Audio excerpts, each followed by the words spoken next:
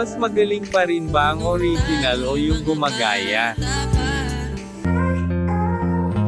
Welcome to Sikat Story. Sumisikat ngayon si Uncleezy.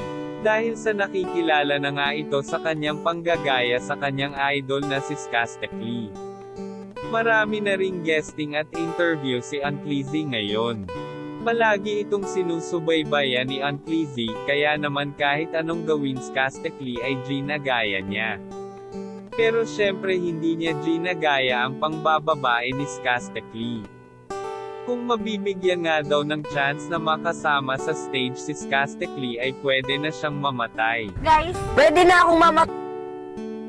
Pinagdadasal nga niya na sana ay maimbitahan siya at kumanta kasama si Skastekli. Ito lang ang kanyang pinakahihiling. Sobrang masaya ito dahil ito ay napansin ni Skaska sa kanyang live at na-mention pa nga siya na gay ang gaya niya si Skastekli. Salamat kasi may Skastekli na sumikat. Dahil si Uncleezy ay unti-unti na ring umaangat at makilala rin ngayon. Congrats sa iyo Lods, ipagpatuloy ang pagiging mabuting tao. Comment kayo kung anong masasabi nyo kay Uncleezy. Yan lang chika update natin ngayon. Halina't mag-like, share and subscribe.